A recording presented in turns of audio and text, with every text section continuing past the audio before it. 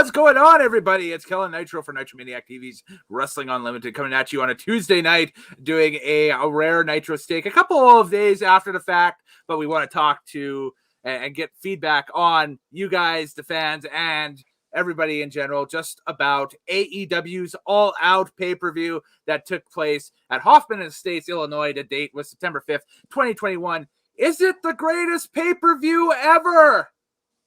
Some people are saying that. Some people aren't. We'll discuss and talk more. As it always has been here on the channel and that stuff, whenever we go live, and it's a Nitro Steak Live, throw your comments up if you're watching on YouTube over in the comments box right next to the video here. Actually, it would be over here. Camera left, camera right, whatever. And on Facebook as well, you can just comment wherever, and I should be able to get them up in the comments tab. I have a little notification thing that will do things. If you'd like to support and subscribe to the channel, there it is right there, tinyurl.com/Nitromaniac TV, and that will get you all the information that you need to know. We are going to bring in our guest tonight to talk everything AEW, which is a surprise because he's usually the WWE guy. Let's see it. Hang on there. There we go. There he is. Hi. It's Hello. Mr. DL. God, I hate being known as the WWE guy. Well, I'm trying to. Here's the thing. I wanted to bring you in because you floored me over the weekend, and you actually ordered the AEW pay-per-view to watch it, which was like jaw drop. I was like, I had to do it because here's the thing. One of my favorite wrestlers of all time is CM Punk. So to see him come back, I'm like, his first match in 7 years, I had to do it. I had to do it. Absolutely. Yeah, no, for sure. And this, of course, was AEW All Out. It took place in the Now Center in Hoffman Estates, Illinois, like I said, on September 5, 2021. And we're just going to go through the card and talk about our thoughts on each match here and kind of get everybody lined up and ready to go for Dynamite on Wednesday, as it's going to be a big one from Cincinnati, because we have Jon Moxley versus a AEW debut. Holy moly, in the main event. We'll have to take a look and talk about that when it's going on. And Mr. TL looks absolutely enthused when I'm saying about that. So. We'll get to that part when we talk about the Moxley match within this pay-per-view. Yes, exactly. That's right. But, as custom, I watched the pre-show because I'm a sucker for being a completionist, I guess, or whatever.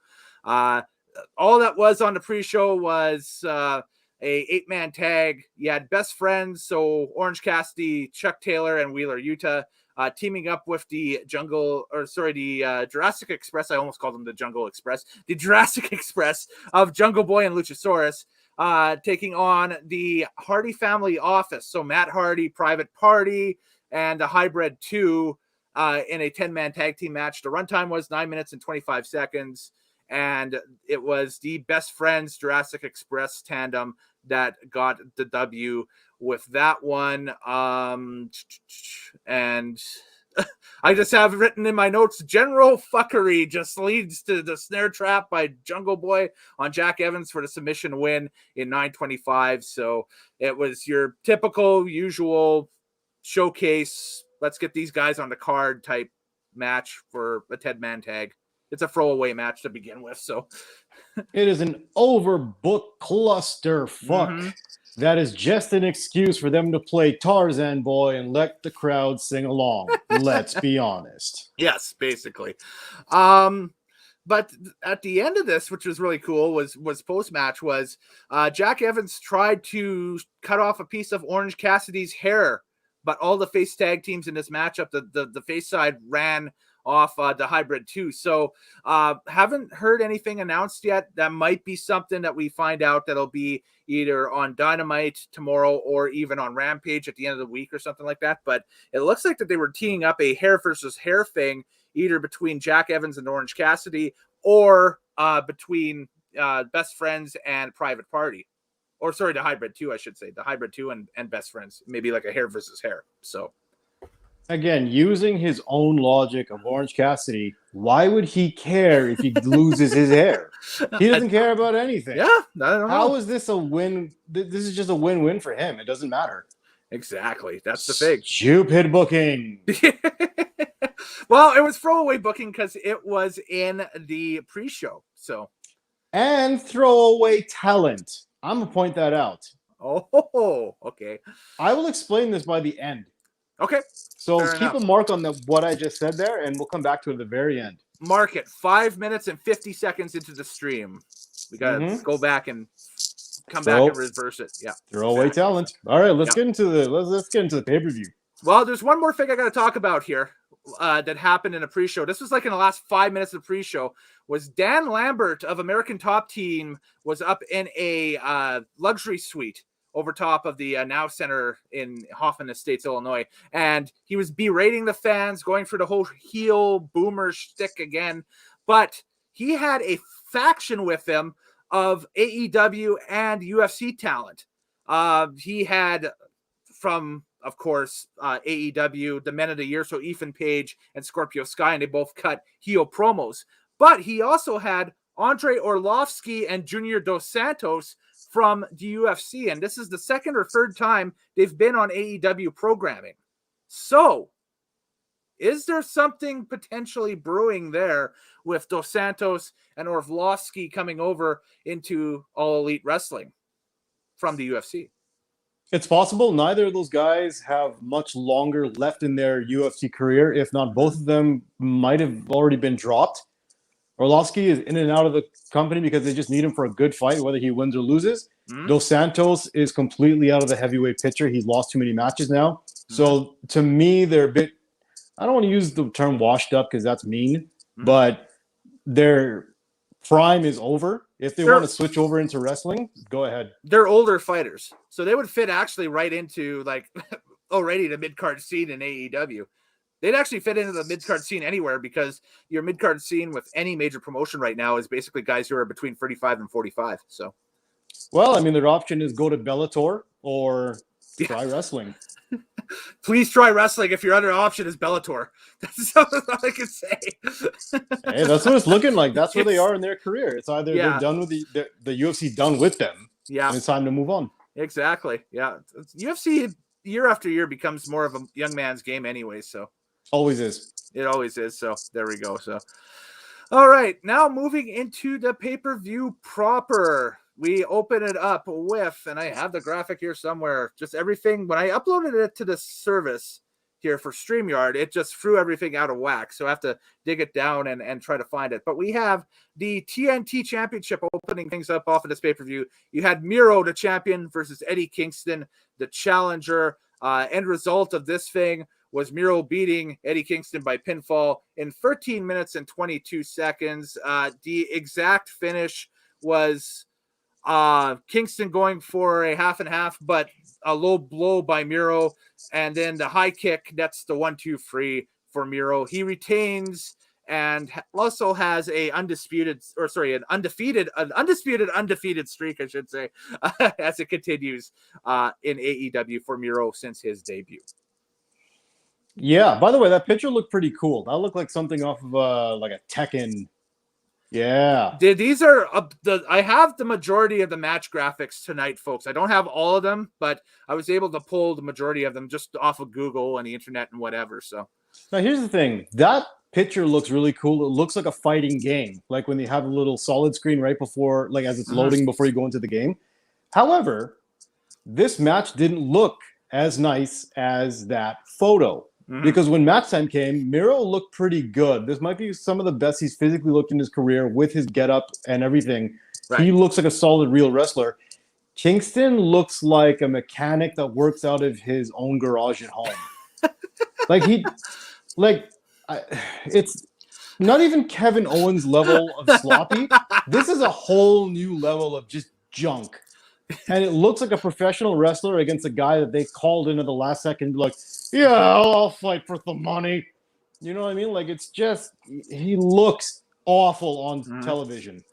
Remind me, too, by the end of the stream, there was a news item that dropped about Kevin Owens today that we could hit on at the end of the stream. So we'll circle back to Kevin Owens. But, and I forgot totally to show the match graphic for the last one. This was for the just for the buy-in, what the match graphic looked like for the buy-in that they were showing everybody, and that's a fan. When you watch the pay-per-view, it all kind of was animated and it went frozen, like the old school WWE graphics back in the early 2000s and that stuff, where they would all be doing a little pose and that stuff, and then would freeze up into the freeze frame. So kind of some cool production. So overbook, under-delivered. The whole thing is, to the Rusev match, the whole story of the match was Eddie Kingston was supposed to work on Miro's neck because that's supposed to be his weak link in his armor, and all of his moves were centered towards the neck.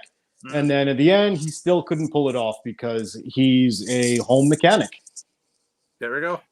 That's a story. 13 minutes and 22 seconds. Again, singles match, AEW TNT Championship. Miro retains, and we move on to our next contest. So, and this was, I want to really get your thoughts on this one. And I don't think I was able to pull the graphic for this one. No, I wasn't, unfortunately. Or does it exist here? Well, we'll go without it. It was the AEW versus New Japan Pro Wrestling Showcase, where you had Satoshi Kojima, one of the greats from New Japan, coming over to take on Jon Moxley for bragging rights, I guess. This is something that, well, Moxley and Kojima had teased a matchup anyway over in New Japan prior to the pandemic starting last year, and they finally were able to pull it off on North American ground at least. But I think the bigger news, well, the match itself was fairly decent. Moxley defeating Kojima by pinfall in 11 minutes and 50 seconds. And I think the bigger story after Mox hit the paradigm shift for the 1-2-3 and was the debut of one Minoru Suzuki from New Japan Pro Wrestling. And not only from New Japan Pro Wrestling, but longtime fans of the MMA world will know how badass this dude is. We're talking old school pride here. We're talking, one of the guys that the Gracies used to fear when they came over to Japan for those, marathon pride tournaments back in the day and that stuff. So, and he's been a force in New Japan Pro Wrestling for, almost a decade now, which is crazy to think of. But he's a guy that wanted Moxley when Mox was the IWGP US champion.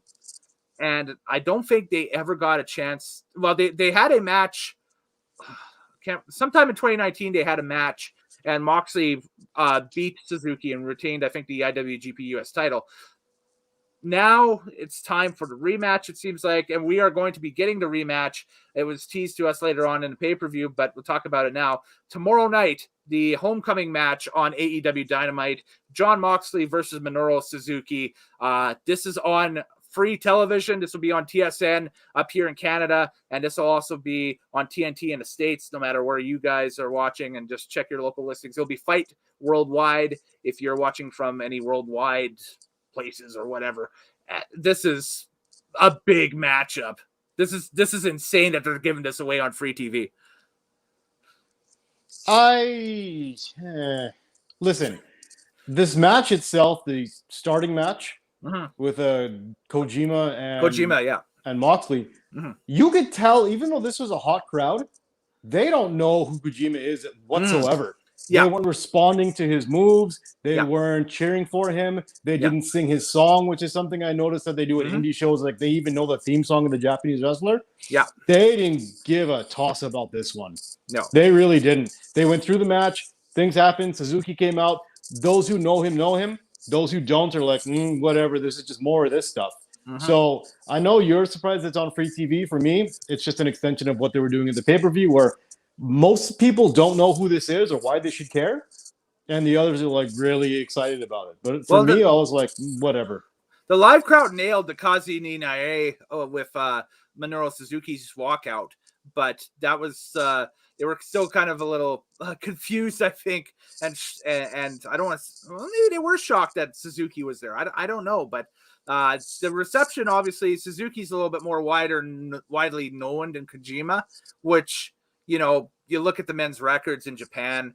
Kojima is the more decorated wrestler than Suzuki, but Suzuki is the more decorated MMA star than Kojima. I'll just say that I don't think this crossover works in terms of getting or grabbing the attention of a North American crowd. It's a bit too niche. It's a bit too, you got to dig a little bit deep into the Japanese scene to understand the weight of this match. So from face value, it's just kind of like, nah, okay, he's fighting a Japanese dude. And honestly, like this sounds bad, but like, Yeah. What's his name? Second guy. Oh, Suzuki. Suzuki, he comes out. I mean, he looks old. He looks a little flabby.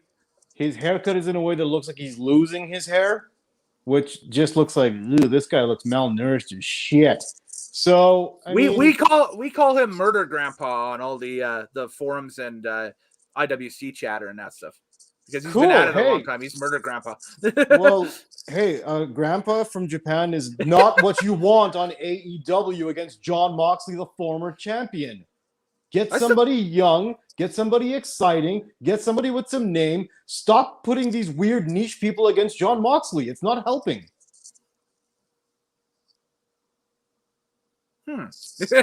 I mean, that's a fresh. That's the first time I've heard that opinion out of everything I've heard today. So I don't know how to respond honestly to that. Well, I mean, put it this way. That's great.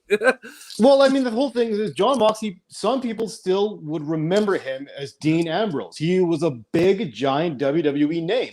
Yeah. That's one of the faces on AEW that should be drawing people in who know a little something about wrestling recently within the last 5 years. Right. So put him with other big names. Stop putting him with weird niche people. Just because he wants to do extra things on the side, be it a death match and who gives a shit bingo hall, or off to Japan in some sideshow for Pro Wrestling Noah, or who gives a shit. All right. So that didn't move the needle at all. It's safe to say it didn't move the needle for you at all. So not at all. Not at all. It was a useless crossover. Okay.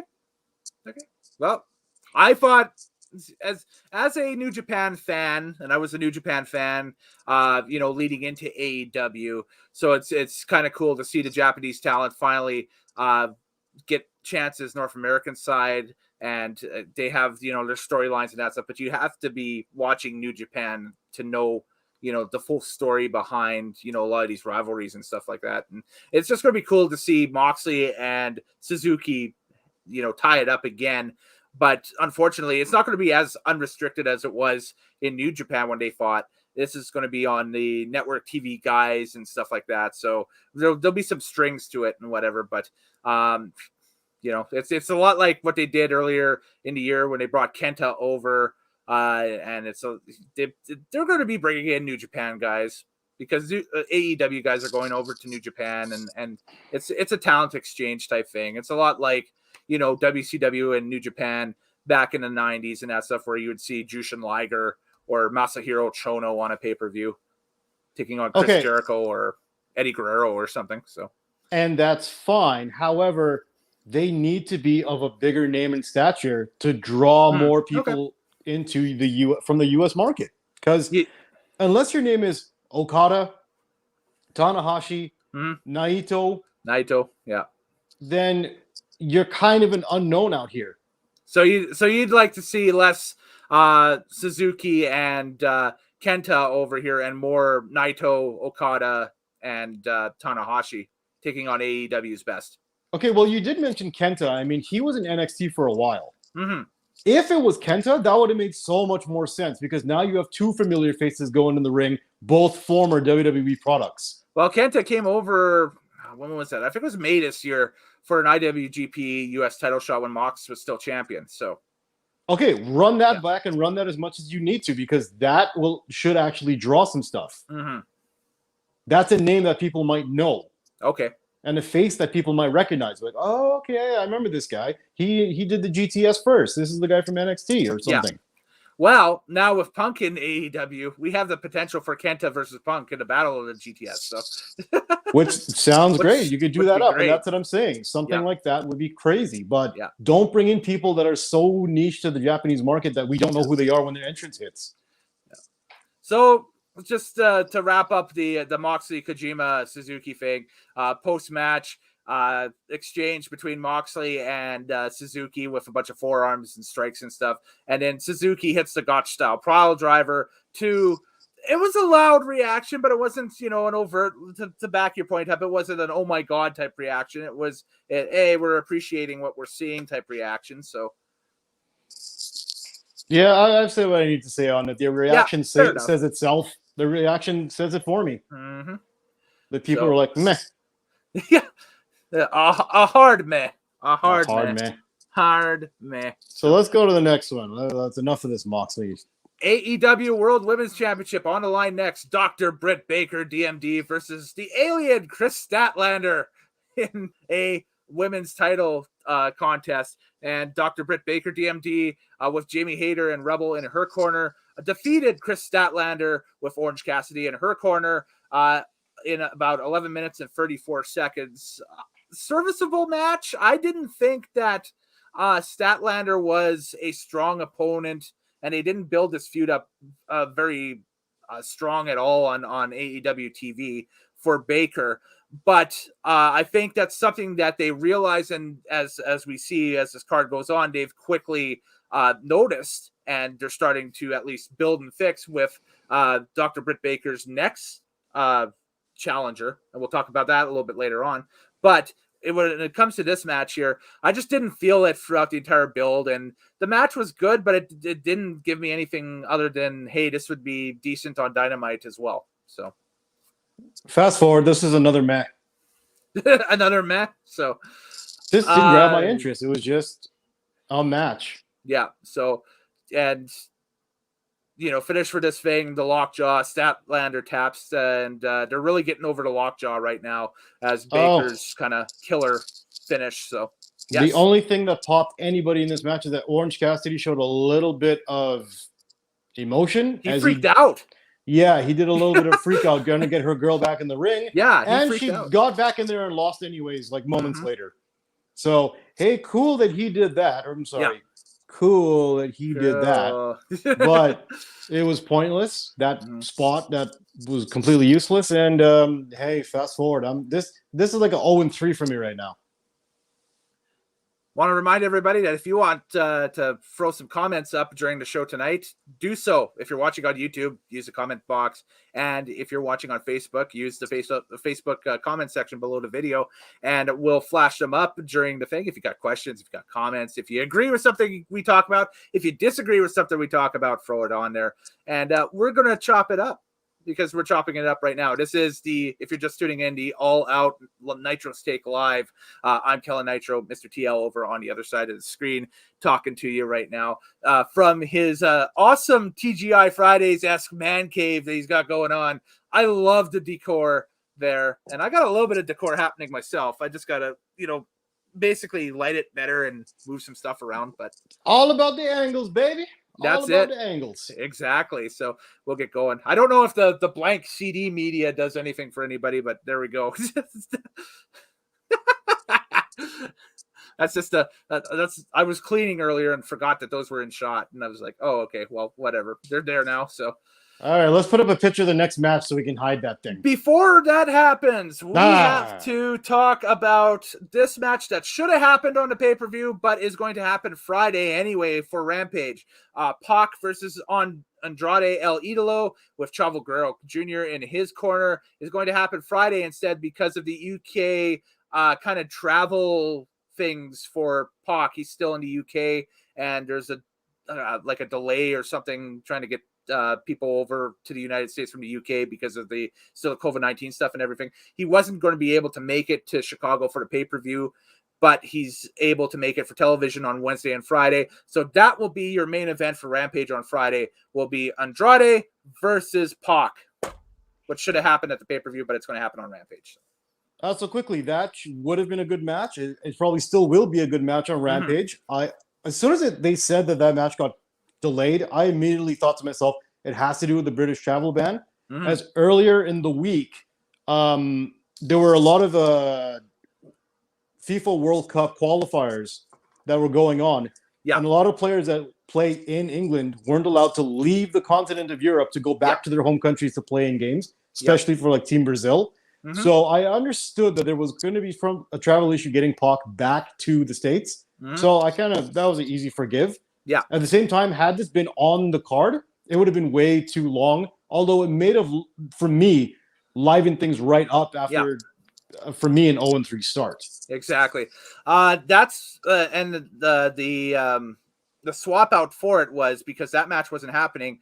The time that it would have taken on the pay-per-view was gobbled up by the Women's Battle Royal instead, because the Women's Battle Royal was supposed to be on the pre-show, but it got moved to the pay-per-view instead. So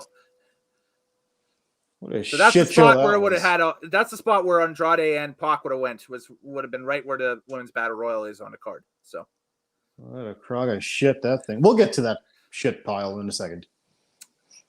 AEW World Tag Team titles in a steel cage. The Young Bucks, the champions going into this thing, versus the Lucha Bros, who were the challengers going into this thing. This was in my opinion, an oh my god type encounter that ran 22 minutes and 5 seconds. And it's the Lucha Brothers, Penta El Zero Miedo and Rey Fenix, defeating the Young Bucks by pinfall. They are your new, almost said NWA, but it's AEW World Tag Team Champions.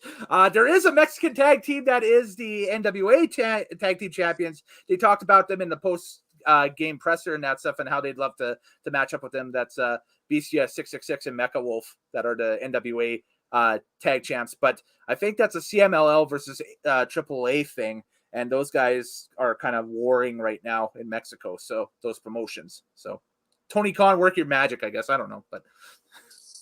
Yeah. Talk about the cage match here. What did you think of it? I really wanted to like this one. I really, really do. Because I tell you what, Penta and Phoenix, I've been a fan of since I saw them in Lucha Underground. Yes. They were the two guys that popped out to me like, wow, these guys are kind of something.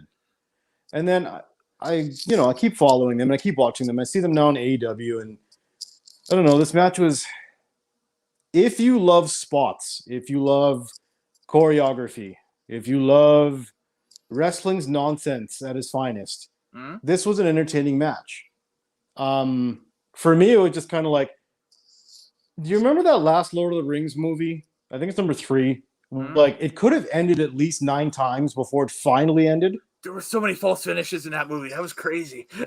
Yeah. Many false finishes. Absolutely. And that's what this was. It was just like, you guys should have ended this match easily 15 minutes ago. You had the spot to do it and the times to do it. You guys just dragged the hell out of this thing. Yeah. I still say the Young Bucks are not intimidating to me whatsoever. I do not buy them as a legitimate tag team, let alone the greatest tag team in the world. Bullshit. Like, if they were up against, any full-grown humans on the other side of the ring, they should lose. So I don't buy the Young Bucks. I like Penta and Phoenix. All of them put on, they wrestled their hearts out in this one. Every one of them. It's just too much, over the top. You did everything.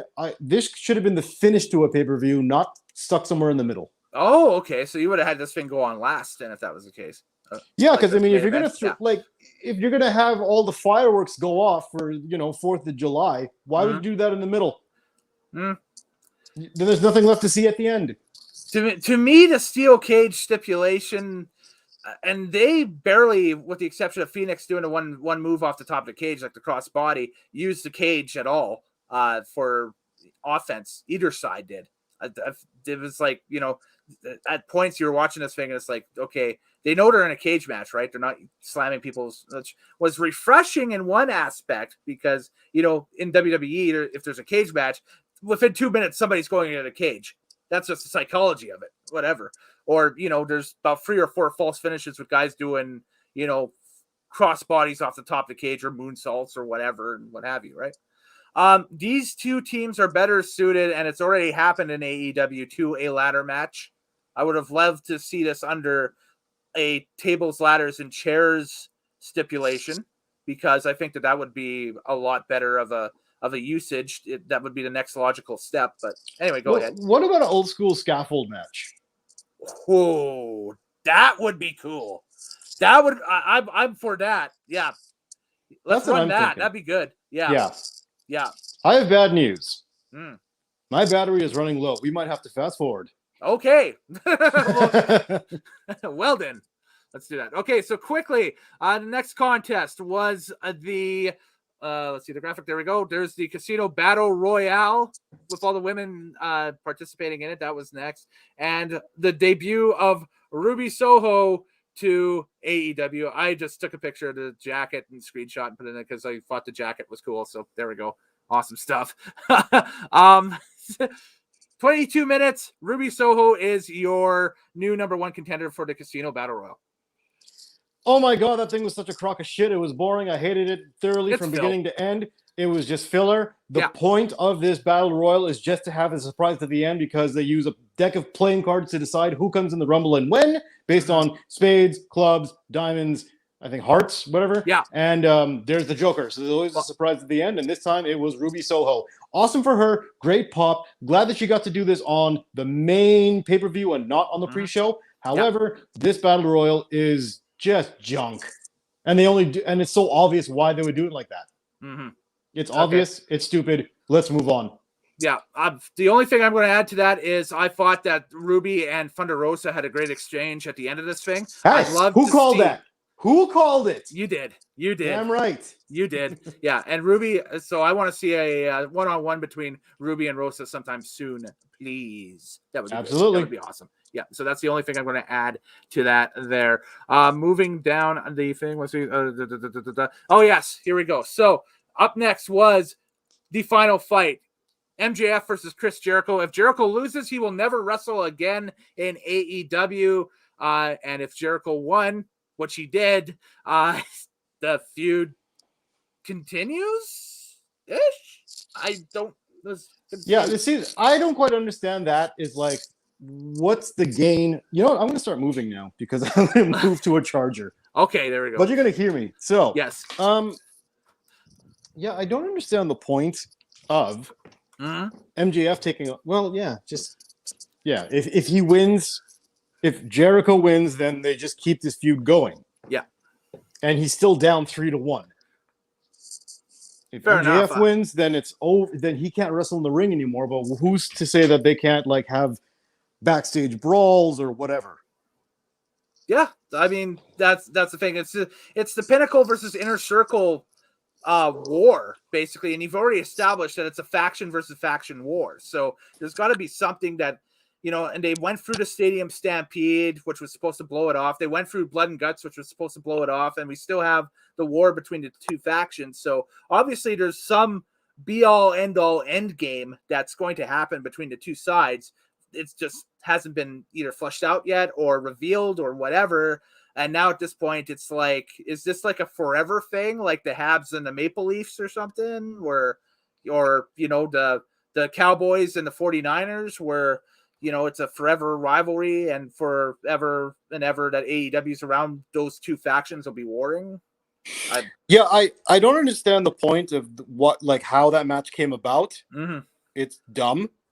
That being said, the match itself, I like how heelish MJF is. He's one of the great heels in the business right now. Yep. Jericho did a good job for his age and everything. Bravo to him.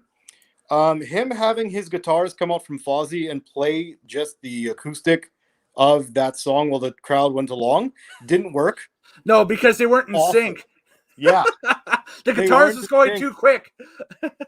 And the crowd was too slow on the uptake. It didn't work on a... It was hilarious. That was funny. That was stupid to me. I was like, this is just dumb. So funny. Funny, I guess. It's the first time I've seen like Jericho's entrance not work. I like the entrance for MJF because they teased the countdown clock, calling back to Jericho's debut back in 99. And then, you know, it flashed up in the same font, Jericho's last match, and then MJF's music hit.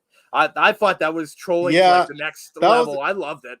That was a nice touch, having the Y2J clock, and it counts down, and instead of saying in the same font, as it used to say Jericho on the screen, it said Jericho's last match. I'm like, you dick. That's such a good one. That was great. I loved it. MJF's so good as a heel. He's one of the guys that, you know, they're going to eventually experiment with him going face at some point in his career. And you're just not going to be able to stomach it because it's like, no, this guy's a forever heel. So I hope he's never, ever a face. Yeah. I'm about the same thing. I hope he's not a face until he's a very old man who like earned it somehow. Yes. Yeah, absolutely. Yeah. Yep, indeed. All right, so we're gonna roll along here to the match that basically sold the pay-per-view. Probably sold it for you. This bad boy here, CM Punk versus Darby Allin, with Sting in Darby's corner. This was Punk's first return match in 7 years? 7 years.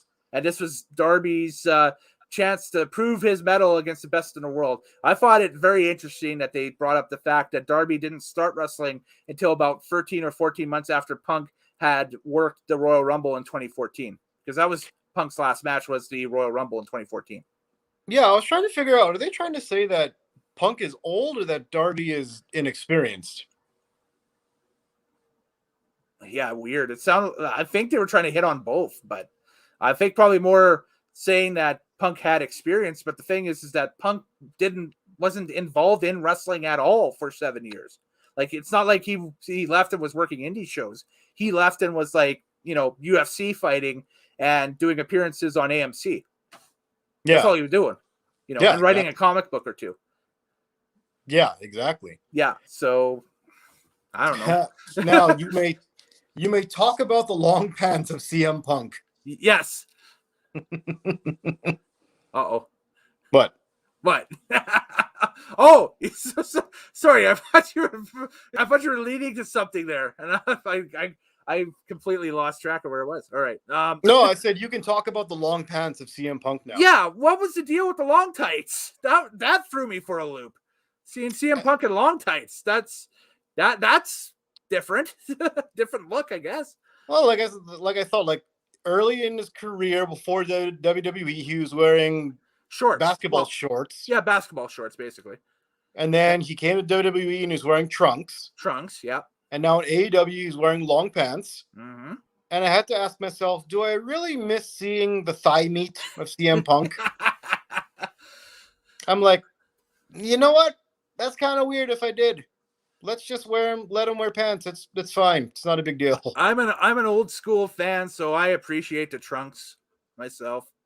It's like that's wrestling, big dudes in trunks doing wrestling moves. That's wrestling. So so I have a kinship for the trunks, but it was kind of like, whoa, okay, he came back and wow, he's got long tights on. Cool. I don't know. Like I said, it was thing, jarring. Yeah. It was jarring, but at the same time, it's like, are you really asking to see CM Punk's thighs? Is that what we've come to? No. Exactly. No, but it was jarring. It was like, what? For whatever reason, it was kind of whatever. That's the thing, is we don't have to make it such a big deal. No. How was the match itself? Did it look like Punk to you that Punk took 7 years off? Actually, no. Well, okay. How do I explain this? He looked rusty, but he didn't look like he was out of the ring for 7 years type rusty. He looked like, okay, this is my first match of the year type rusty, He looked like the perfect kind of rusty. Yes. He made it look like he had been gone for 7 years, but he was in complete control the entire time. Mm-hmm. It's almost like he put on the act that he had rust. Yeah. And I'm like, that's impressive. Mm-hmm. Because he really didn't miss a beat. And he didn't lose wind. He didn't lose control. He didn't forget anything. He knew his step he knew where to be in the ring every single time. So, I mean, it's like he knew what he was doing. And it was also refreshing to watch this match between two faces and not one of them turn heel, which is great too. Absolutely. At the end, they just, did the code of honor thing with the handshake, and Sting came into the ring and, congratulated everybody, and it was, everybody walked off and Punk's music played, and everybody, basically, that was it. End game right there. So yeah, I mean, it served its purpose. It did what it was supposed to do, and it gave us a little bit extra of like, wow, Punk really made it look like that he's had that kind of rust, but nah, he's got it, man. It was short. It was shorter than Jericho and MJF too. Jericho and MJF was 1930. This was only 16 minutes and 40 seconds. So yeah, and then that's interesting. Came time for the shortest match on the card by a long shot. Paul White versus QT Marshall with the Factory. Only went 3 minutes and 40 seconds. Basically, Paul White hits his greatest hits on all three members of the factory, including a choke slam for the finish on QT for the 1-2-3. It was the legend coming back to get comeuppance against QT, who has been kind of a dick in the side of, a lot of the legendary figures on Dynamite since Cody. Did you just say a dick in the side? Yes. Well, forward in the side, dick in the side, sure. You said dick in the side. I said dick in the side. Yes, I did. That's on a live the stream. Weirdest phrase that I might steal in everyday living now. It works, doesn't it? It's so jarring. That was more jarring than the CM Punk fans. Is a dick in the side? Anyway. Oh my god. There. You can picture that with the Dick in a Box song from SNL a few years ago. No. Nope. So this match was a whole bunch of nothing. I haven't seen Paul White on AEW until right now. Yeah. Why does his entrance song still start with "Well"? I don't know. They gave him the entrance, or they gave him the music that they used for AEW Dark Elevation, which makes sense because he and Tony Schiavone are the commentary team for Dark Elevation when he first debuted. But then they decided, no, he needs his own music, and they decided to do a knockoff of the Big Show music with the same stuff. Yeah, that same. I don't know what the hell that blues is. Dude, I guess. Yeah, it's like the blues you'd hear at a pool hall in the 80s. Yes, exactly. I don't know what the hell that is. But like, if he's not the Big Show, why does the song start like that? Well, it's the Paul White. What? Basically it, yeah. Yeah, I don't know. Because they couldn't get the old NWO music from the Turner Library to use it because WWE has it licensed, I guess. But he's not NWO anyways. Yeah, that's true. Not anymore, at least. And who the hell is QT Marshall, and why is his name Cutie? So QT Who named yourself Cutie? So QT Marshall is the assistant trainer for Cody Rhodes' school, the Nightmare Factory in Atlanta, Georgia. And a few months ago during the pandemic, they had a feud where the Nightmare Factory and the factory split. So the factory is the heel side of the Nightmare Factory students that are going up into the AEW roster. You know, your wrestlers you see on Dark Elevation, that stuff.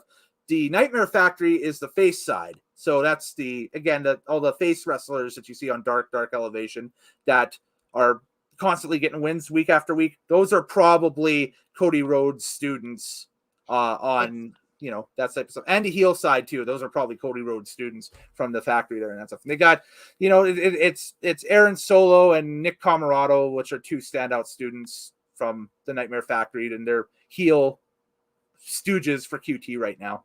So look, here's the thing. I don't want to be a dick in the side of anyone, but I kind of feel like if you're a nobody, maybe you shouldn't run a wrestling school. Well, he's not. He's the assistant trainer. I feel like if you're going to be the assistant trainer, you got to be something. Who the hell is QT? Why is he named QT? I don't know. Who the hell have to finds Google that intimidating? That you'll have to Google. So who finds that intimidating? He's a real cutie. Ugh. He was also doing the Carlito apple bit for a while, where he would take a bite out of the apple and spit it out at somebody. And how original to steal that bit. Let's is he move even on. Puerto Rican? He's from Jersey, so I hate him. I hate everything about him. All right. I hope he doesn't exist in this wrestling thing anymore. 3 minutes and 10 seconds. It was Paul White squashing the hell out of the heel side of the factory. Hated it. Those guys and that stuff. So there we go. We had another match announcement after they did a promo backstage with Dustin Rhodes, setting up the next round for this is the Nightmare Factory, or the Rhodes family, basically, against Malachi Black, who's been going through Brock Anderson in recent weeks on AEW TV, Lee Johnson, again, Nightmare Factory students that Cody has had a hand in training, and Cody himself has lost to Malachi Black in his first match on Dynamite a few weeks ago. So now this Wednesday, it'll be Dustin Rhodes' turn, probably to take the L against Malachi Black. I'm just going to guess they have no plan for him. They just like having him on the show. He's a good worker. That's what I mean. Like, he's a good worker, but they have no plan for him. At the moment, it seems like they're just working with this. So I don't know if that's a plan or not. But to me, that's no better than him being on NXT. Yeah, but the thing is that they weren't demoting him to NXT. Like, he had asked to be demoted to NXT, and they never, Vince said, no way, you're going to be on the SmackDown. So okay, but what I'm saying is Malachi Black, and it's like, okay, he's going to be a mid-carder. They're not going to put him against Miro. So he's not going for a belt. He's not in a tag. He's a heel, so you're not going to put it against Miro right now. They want to have him as a heel, so exactly. So I'm like, what is his purpose? He can't go for a world title. They just have him mid-carding without a belt. He might as well be on WWE. Yeah, but I wouldn't want to wish that on anybody the way WWE is right now. Bring this up to you. Absolutely not. But I'm just saying, it's like they're not doing much with Malachi Black for somebody who should be a bigger name. Yeah. Well, we'll see. I feel like they're dropping the ball on him like they did FTR in AEW. Okay. Yeah, fair observation. I'm choosing to take the wait and see method, but that's a fair observation. So there we go. Yeah. And quick aside before we get into the main event of the evening here and talk about all the wonderfulness of that. Man, I got 7 or 8 different messages from people were telling me not to watch Raw last night at all. So thank you, folks.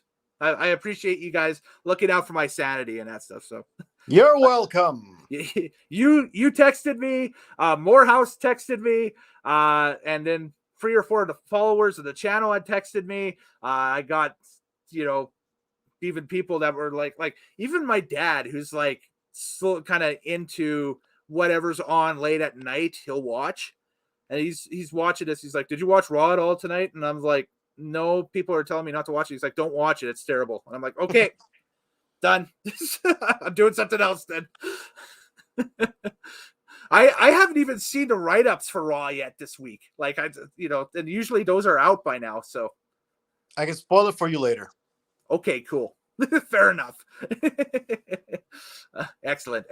So going to the main event now, and this is one where I didn't grab the graphic for, or surprisingly couldn't find a graphic for it, which was weird, but hey, that's Google for you. The AEW World Championship, Kenny Omega with Don Callis versus Christian Cage. This match runs 21 minutes and 20 seconds, and Omega defeats Christian Cage by pinfall. I thought the match that they had on Rampage in week 1 was better than this one, just due to the fact that this one here, it felt like a main event match that you'd watch on SmackDown about 8 or 9 years ago. So it had a very 2011, Raw or SmackDown vibe to it. And Christian, I don't think, was the best opponent for Omega to begin with this program. I was kind of watching this program. I was like, okay, this is kind of strange. And then when they announced this for All Out, I was like, wow, they're not putting this on weekly television. It's like, that's kind of weird.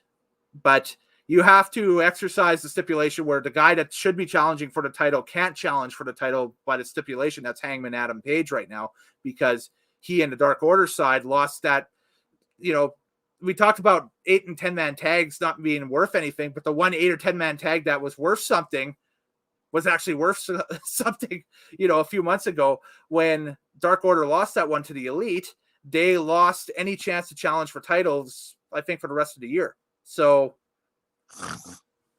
yeah. Yeah, that's all right. You're talking about nonsense and bullshit. Yeah. I'm just explaining storyline right now. I know you're head bobbing there and that stuff. So, but yeah. So the bigger news was what happened after this match. So the match itself, I would say, what's that? Wait. So let's just talk about the match itself. Okay. They built this up Well, they didn't build this up is the entire problem. Yes. They didn't focus on the fact that Christian Cage had been off for so long. They didn't focus on the fact that he beat Kenny Omega on Rampage, the first one to do it in so long. They didn't do it as a champion versus champion type of match. They didn't build this one up at all because I don't think that they believed in the main event. Why? I don't understand. They really could have built this up so much more. It deserved better. Christian is damn near a living legend. And they're not doing him any justice like this. I hated the fact that they were both wearing similar tights. It's like, can you please, guys, wear a different color? Because at a glance, they just look like a tag team wrestling itself. And the match itself, it's like you said, the Rampage match was much better for free on TV than it was to pay for this main event. Everything was done wrong with this main event up until now. You can go ahead. Well, the end of it. Well, after the main event. That's there it. You go. So let's take it from the top. Beat down on Christian and that stuff. And then Kenny grabs the mic. I actually have the line right here. Omega cuts a promo, and here's the quote, and I quote, "The only people that could beat me for this belt are already retired or already dead." And the lights turn off, and then it's Adam Cole, Baybay's music. What's up? No, the quote is, are not here. Are not here. Already retired or already dead. There we go. Black. Yeah. Yeah, exactly. Yeah. But black. And it's Adam Cole, Baybay's music. And now you're familiar with the history between Adam Cole and the Bucks, right? They were all members of the Bullet Club in Japan. That's right. And then when Adam Cole got signed to do the Undisputed Era stuff in NXT, they had a blow off on an ROH show. I want to say in about 2017 or so, where the Bucks basically super kicked him and beat the hell out of Cole and kicked him out of Bullet Club. Yeah, but they're just going to erase that for the sake of this one. Yeah. So that's why people were convinced that Adam Cole was coming in to side with Christian Cage and Jungle Boy and Luchasaurus in that face side, because they thought, hey, Adam Cole hates the Bucks because he got excommunicated out of Bullet Club from the because of the Bucks and that stuff. And, you know, that's what they were faking. What they didn't expect was they played the card of, oh my God, these are my buddies from way back when, I'm hooking up with them, which was awesome. That was great. I loved it. 10 out of 10 across the board. That was just an awesome twist. I was like, man, that was a neck breaker. That was a M. Night Shyamalan, what a twist. Now, I personally hated it. Okay. The reason being, because if Adam Cole, Baybay, is just another part of the Elite, he gets lost in the shuffle.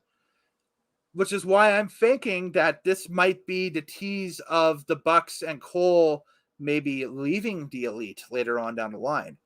Maybe they become a little bit more cohesive as a unit. And we'll talk about this, a little bit here at the end with the news that I had talked about earlier on. That's just breaking, hours ago here across the lines and that stuff. So, but I think that they might be positioning for maybe a little bit of a rift between the Elite. There might be a power struggle between Omega, the Good Brothers and Callis, and the Young Bucks and Cole. Meh, don't care. So that might be the way that they're going. Yeah, so that was an oh my God moment. And then, but we're thinking way down the line with that anyway, but that was an oh my God moment. Cole said, I love the promo that he cut. He said, ain't no chance in hell that no one will stop this at all. Vince McMahon's theme song lyrics. And then all of a sudden we hear Flight of the Valkyries, and I have this written down, Amdrag is all elite. Yes. It's not Daniel Bryan with the yes anymore. We got the return of Bryan Danielson, the shooter extraordinaire. The American Dragon is now in All Elite Wrestling, and he sides with Jurassic Express and Christian Cage, and it's a 4-on-4 brawl, and the faces beat the hell out of the heels and send them up the ramp with the crowd going, yes, yes, yes. Go right off the air, and end of show. And this cowboy was like, oh my God, this is so cool. I loved it. I thought it was the entire ending of the pay-per-view was top notch. Clicked all the boxes for me. I enjoyed. Daniel Bryan Bryan Danielson There we go. appearing in AEW at the end is the biggest surprise in wrestling since Scott Hall came over to Nitro. Wow. That's God tier. Yeah. Yeah. It is that impactful. It is going to be that memorable. Mhm. In my opinion, this is going to be one of those landmark moments in the war to come between AEW and WWE. Mhm. This is the swing moment for this company. Was right there, just like it was for WCW when Scott Hall joined in out of the crowd. Mhm. Mhm. This is the biggest moment AEW has had to date. Yeah. And it might go down, depending how the future goes. It might go down as the biggest moment in their company. Now, people were like, okay, how come you had all the debuts all on one pay-per-view and that stuff and leading up to this pay-per-view and everything? Here's the reasoning why. It's because the COVID-19 pandemic itself is worsening in the United States. There's a big stadium show that they have booked for the end of the month on September 22nd. It's the Arthur Ashe Stadium where they have the U.S. Open tennis tournament every year. Right now. What's going on right now? Exactly. But they've booked a stadium there. It's the main court for AEW Dynamite. Now, there is a question mark whether if New York authorities are going to allow them to go ahead and run that show or not, because, again, the COVID-19 pandemic is worsening in the United States and some states and everything like that. That initially was going to be the show that Bryan Danielson was going to debut for All Elite on. But they wanted to move it up to make sure that he was able to debut in front of a packed house, a live crowd. Chicago is a great city for AEW anyway, so this was the next best thing, and they hit it out of the park. That entire end segment of the pay-per-view was just old school, kind of like watching Nitro back in the day, because you had no idea who was going to pop out at the end of the show, for the New World Order or for WCW, right? So, yeah, it's the pivotal moment in this company. Was that moment right there where Bryan Danielson joins AEW after being one of the most, monumental parts of WWE in the past decade. Mm-hmm. And the fact that he was part of the main event of WrestleMania just this year, most recently. Yeah. We talked about it here on the channel. Was post game, and we said at that time, was that the last match we'll ever see from Bryan Danielson in WWE, because his contract was coming up, and it was a deal where they were talking about it. So, yep. And now he's in AEW and he's ready to wrestle. He's not there to talk. He's not there to be a GM. He's not there to be the whatever. He's there to kick heads in, as he said. What was the quote during the press conference? And if anybody hasn't had a chance to watch the press conferences yet, go to the AEW YouTube page. They have all the press conferences with Adam Cole, Ruby Soho, Bryan Danielson, Tony Khan, and the Lucha Bros all put together in one giant video. It's about an hour 20 or so, but you can fast forward to different parts of it and catch what everybody had to say and that stuff.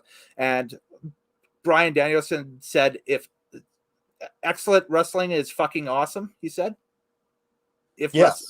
Something along those lines. Yeah, he said that he's all about excellent wrestling, because no matter who you are, if you show somebody excellent wrestling, that's it. Then wrestling is fucking awesome. Yep. That was his quote, and he's right. It doesn't matter who you are. A really good wrestling match is entertainment. Mm-hmm. It's a great thing to watch and to be invested in. And that's what he's here in AEW to do, is to get people invested in professional wrestling. And I applaud him for that. It's him and CM Punk are the best things AEW could have ever asked for. Yes, absolutely. And they got them both. So they got them both. Now, they got them both. It's 2021 and AEW has both CM Punk and Bryan Danielson. And the thing is, this is what I didn't like about. So this is what I didn't like about the Adam Cole thing, is that he is the biggest thing to come out of NXT basically ever. Mm-hmm. And he just ended up joining the Elite in that moment. Yeah. It's like, shit, really? That's it? You're Adam Cole, baby. Like, do something. Like, I wish it was something better for him, but we'll see what happens. But like I said, we'll see what happens. I'm predicting, I think this is a bigger end game for the Bucks, because I have no interest in seeing the Bullet Club divide. I don't care about them. They suck. I think that with the elite there, I think that there's a bigger end game because just before we started to stream, Fightful Select was breaking that, and this is completely wishful thinking, and the fact that this may or may not happen is being hotly debated right now. But Kevin Owens' contract is due to come up over the next month or so. And Kevin Owens is a longtime friend of the Bucks and Adam Cole. They had a faction together in Pro Wrestling Guerrilla for the longest time before Kevin went to WWE, where they basically called themselves Mount Rushmore because they held all the titles in Pro Wrestling Guerrilla at the time. Yeah, man. If WWE lets Kevin Owens go, they're so screwed. Because judging by what happened on Raw, which we can get to off air because screw Raw. Whatever. Yeah, we'll talk later. They're running out of talent. Yeah. They're really running low on talent. Mm-hmm. And it shows. Yes. Yeah, it is. And the way that Kevin was utilized here in past weeks. Oh, it's been terrible. It's been terrible. Now, this all could be storyline too. It's something that WWE has done in the past too, where they've underutilized a guy and he's teased about leaving. He's teased about, going elsewhere and that stuff. And they end up throwing him in the main event at the next pay-per-view later on and that stuff with thinking that he's the rebel that's going to be saving the company. And that's, you thinking about Dolph Ziggler too? I'm thinking about Dolph Ziggler. I'm thinking about CM Punk, obviously, back in 2011. I'm thinking about, obviously Austin way back in the day too. So on and so forth, right? So let's it could not go get down too far ahead. Let's close out this pay-per-view. Yes. So pay-per-view itself. Yeah. Out of 10. Since you're my guest, you go ahead and give the 10 out of 10. You know what's funny? Coming into this, I was going to give it like a 9, but now that I've gone through every single match about what I did and didn't like, it's realistically a 7.5. Excellent. But it comes with a caveat. Okay. This is the most important quintessential event in AEW history. Like, if people wanted to know what is NXT all about, they would go back and watch like TakeOver Brooklyn or something. Yes. This is the one to watch. If you ever want to know what AEW is all about, it's this one, this pay-per-view. Absolutely. Yeah. So, 7.5 for me. This is the watershed moment for sure for AEW as well. So that's very similar to what I have written down. In fact, it's the same number. So 7.5 out of 10. So we've agreed on this. So when's the last time we agreed on a wrestling card? That's going back a few years. So 2000 and never. Yeah. Wow. I can't believe you went 7.5. Why did you go 7.5? Because I thought you would have given this like a 9.3 or something. I went 7.5 just due to the fact that the main event itself didn't check all the boxes for me with Omega and Christian. Fair. Like I said, I thought that the Rampage match was better. If they had flip-flopped, it would have been awesome to see Christian Cage walk out at the end of the pay-per-view. Now, there's absolutely no way that they would put the Impact World Championship on the line in a pay-per-view, but, that's what it is, for an AEW show. But if they flip-flopped what the matches were, rock and roll. But yeah. So I guess it's because the main event dropped off for you, hey? Yeah, the main event dropped off for me. Now what happened after the main event was Chef's Kiss. Perfect. That was that was awesome. But the main event dropped things off. There was a whole bunch of other stuff that was kind of wishy-washy throughout the show too. Yeah, there was kind of, it kind of ebbed and flowed, and it was not real consistent because, like, if you watch that TakeOver Brooklyn pay-per-view that you were citing, it's a constant starts here and goes right up, throughout the entire show. Like, to me, that's a high. This one kind of went, whoa. Yeah. And more so for me, it was just kind of like a downhill. All of a sudden it went up, and then it kind of petered off at the end. Yes. Yeah. So that's why for me, it's like This is a hell of an important event, but Yeah. 7.5 is pretty accurate, I'd say. So just Cole's notes, some things that I liked was, of course, the post main event stuff was awesome. I dug Ruby Soho's debut and the crowd kind of chanting along with that. That was really neat. There was a whole bunch of great stuff in the tag cage thing, which had it been another specialty match or another gimmick match of some other type, which would be great. I thought the cage kind of took away from it a little bit. And that's one of the negatives, is the cage kind of took away from it and that stuff, whatever. QT and Big Show, QT and Paul White shouldn't have been on the pay-per-view at all. That could have been just a throwaway for something, later on. Terrible. Terrible with that. And, other than that, basically nitpicking if I'm going to pick other stuff off, but those are kind of the things is I could have easily done without QT and Big Show, and the main event didn't feel like the women's battle royal. Women's battle royal itself, and also though, don't forget though, the women's battle royal didn't know that it was going to be part of the pay-per-view until about Friday or so because of the travel issues, right? So that's the thing, is that they kind of had that already set in stone what was going to happen. And then they were like, okay, well, we'll just plug it into the pay-per-view there, which doesn't always work. So that's, what had happened there with that is, they had a gap in the show and they filled it with not cocking, but, bubble gum, I guess. One important thing for that women's battle royal is that I realized is that their women's division kind of stinks. It still does. It's better than it was, about a year ago. Doesn't matter. But it's when the WWE has a women's division that can run pay-per-views and main event pay-per-views, yes, AEW's women's division is light years behind. It's lacking its Charlotte Flair, it's lacking its Becky Lynch, it's lacking its Sasha Banks, and it's lacking its Bayley right now. But even so, like some of the it's lacking its top 4 talent that the other girls can strive for. Now, Britt Baker might be on the cusp of, but she's not quite there yet. The other ones, listen, they can have 15 Japanese wrestlers. None of them will touch Asuka. Right. You know what I'm saying? Like, yeah, they don't have a what's her name? I was just gonna say it. See, I just messed up my own quote there. Well, they do have a Nia Jax, sort of. Yeah, with Nyla Rose. Yeah. Oh man, why do I always forget her name? Rhea Ripley. Okay. You know what I mean? Like, they don't have a Rhea Ripley. They don't. Yeah, that's another one too. Like, WWE has a wealth of talent in the women's division to the point that that just should be a show of its own or something. I don't know. Yeah. Well, there was talk that, when they were talking about this upcoming relaunch of NXT, that was going to be the route that they were going to take, is that was going to be just an all women's show.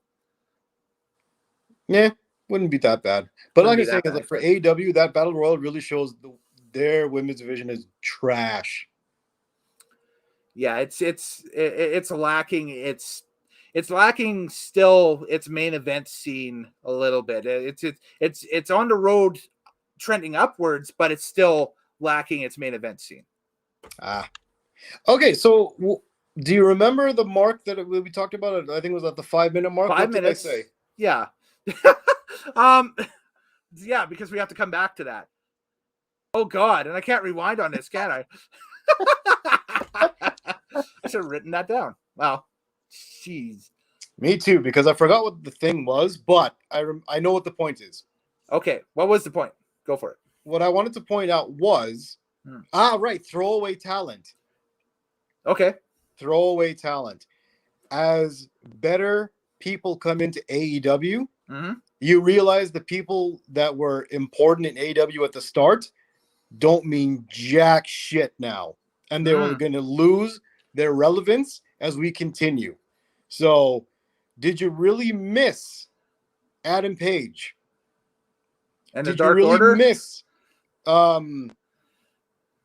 Lance Archer? Did you really miss Joey Janela and Sonny Kiss? Did you miss Sean Spears? Did you miss the rest of the inner circle? Yeah, so Hager, Guevara, and Santana and Ortiz. Well, did you miss the Pinnacle, Wide Load, and whoever? Wardlow and FTR? Yeah.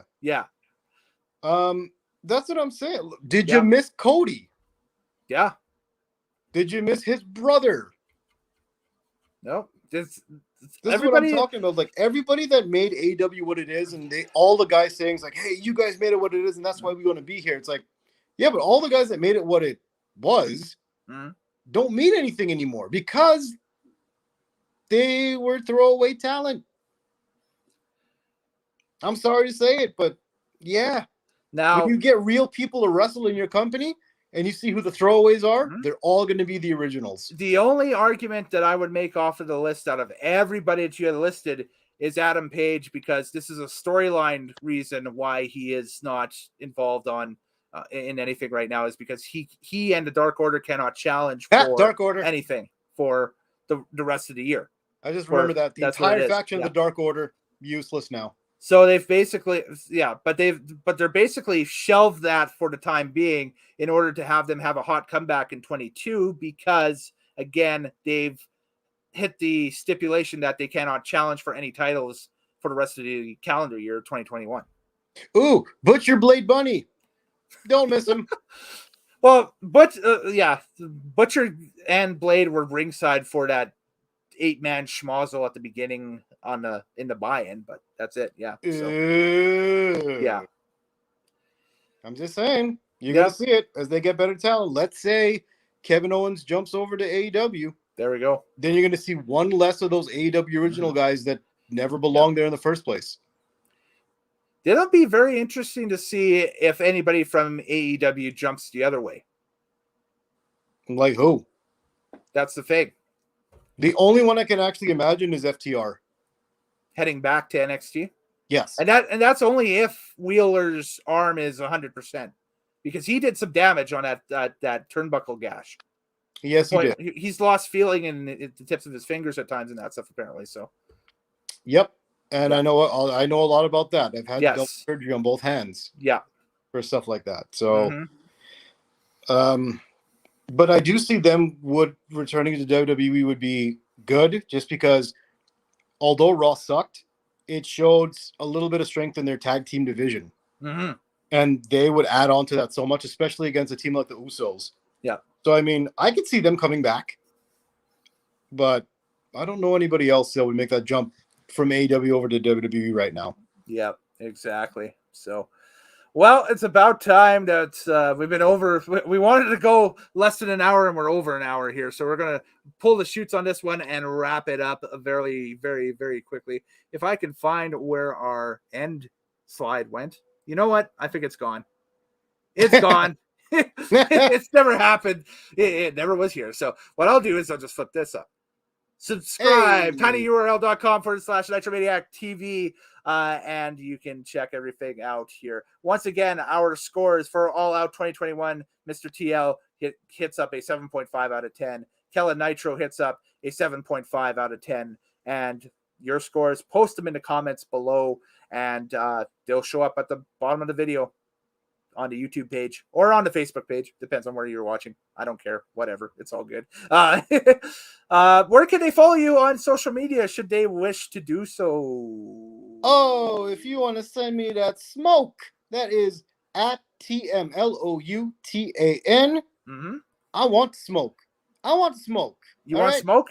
I want to smoke. If y'all got some comments for me, if you think I'm hating too much on AEW, bring it, baby. I'm surprised that you ordered the pay-per-view. That's my oh my god moment of 2021. He's like, oh my god, he ordered an AEW pay-per-view.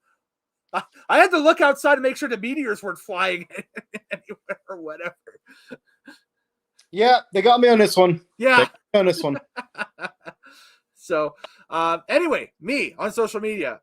Instagram, Twitter, at Kellen Nitro. That's KELLENNITRO.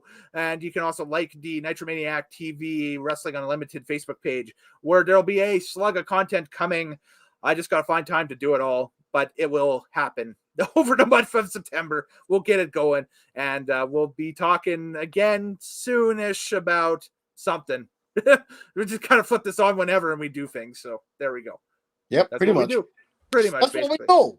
That's what we do. So, all right, I got to get all the goods from Raw last night. So I'm going to bid everybody adieu here, and we're going to talk and start our private chat over privately.